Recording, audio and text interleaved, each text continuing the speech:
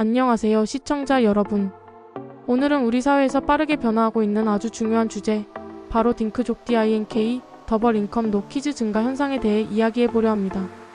맞벌이를 하며 경제적인 여유를 추구하지만 자녀는 갖지 않기로 결정한 부부들을 뜻하죠. 과거에는 결혼하면 아이를 낳는 것이 당연한 수순처럼 여겨졌습니다. 하지만 이제는 선택의 영역이 되었고, 그 선택지 중 하나로 딩크족 라이프 스타일이 대세로 떠오르고 있습니다. 왜 젊은 부부들은 아이 없는 삶을 선택하는 걸까요? 이 현상이 우리 사회에 어떤 영향을 미치고 있는지 오늘 저와 함께 약 10분 동안 깊이 있게 고찰해 보겠습니다. 첫 번째 이유, 버거운 경제적 현실. 딩크족 증가의 가장 강력한 원인은 아마도 경제적 현실의 무게일 겁니다. 솔직히 말해 지금 한국 사회에서 아이 한 명을 성인이 될 때까지 키우는 비용은 상상을 초월합니다.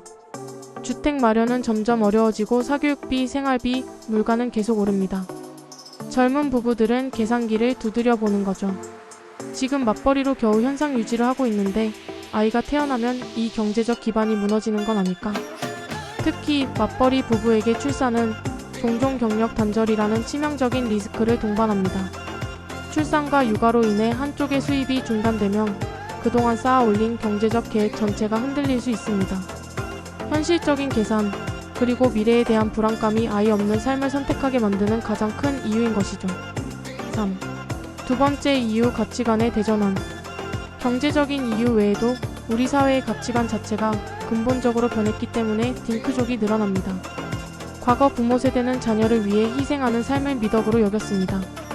하지만 지금의 젊은 세대는 개인의 삶의 질과 행복을 최우선으로 생각합니다. 아이를 낳아 기르는 데 들어갈 시간, 돈, 에너지를 나 자신과 부부의 삶에 투자하고 싶다는 욕구가 강합니다. 주말에는 여행을 가고 퇴근 후에는 취미 활동이나 자기 개발을 하며 여유롭게 노후를 준비하고 싶어 하는 거죠. 출산은 더 이상 결혼 후 당연히 해야 할 의무가 아닙니다. 그것은 수많은 삶의 방식 중 하나일 뿐입니다.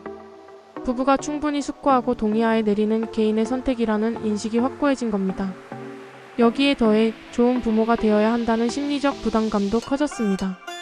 혹시나 자신이 아이에게 충분한 환경을 제공하지 못할까봐, 혹은 아이를 통해 자신의 꿈을 이루려 할까봐 아예 출산을 포기하는 경우도 늘고 있습니다. 책임감의 무게를 감당하지 않겠다는 선택인 것이죠. 4. 딩크족 증가가 사회에 던지는 메시지. 딩크족 증가는 단순히 개인의 선택으로만 볼 수 없습니다. 이 현상은 우리 사회 전체에 여러 가지 중요한 메시지를 던지고 있습니다. 첫째, 정책의 실패를 드러냅니다. 개인들이 아이를 낳고 싶어도 낳을 수 없는, 또는 낳으면 불행해질 것 같다고 느끼는 사회라면 그것은 정책과 사회 시스템이 제대로 작동하지 않고 있다는 명백한 증거입니다. 단순한 출산 장려금을 넘어 실질적인 주거 안정, 공보육 시스템의 완성, 그리고 육아휴직을 눈치 보지 않고 쓸 수 있는 기업 문화가 시급하다는 것을 딩크족의 증가는 외치고 있는 겁니다. 둘째, 가족의 정의가 바뀌고 있음을 보여줍니다. 앞으로는 결혼 출산이라는 공식이 완전히 해체될 것입니다. 자녀가 없는 부부, 1인 가구, 비혼 동거 등 다양한 형태의 가족을 우리 사회가 포용하고 제도적으로 인정해야 합니다. 무자녀 가구에 대한 사회적 시선이나 제도적 차별이 있다면 그것은 시대착 오적입니다. 딩크족의 증가는 결국 개인의 행복을 희생하지 않고도 지속 가능한 사회를 만들 수 있는지에 대한 근본적인 질문을 우리에게 던지고 있는 겁니다. 5.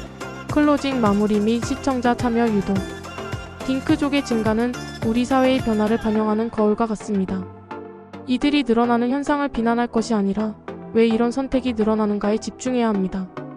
개인의 선택을 존중하고 동시에 아이를 낳고 싶은 사람들에게는 부담 없는 환경을 만들어주는 것이 우리 모두의 숙제입니다. 여러분은 이 현상에 대해 어떻게 생각하시나요? 여러분 주변의 딩크족 이야기도 좋고 사회 정책에 대한 의견도 좋습니다. 아래 댓글로 여러분의 다양한 생각을 나눠주세요.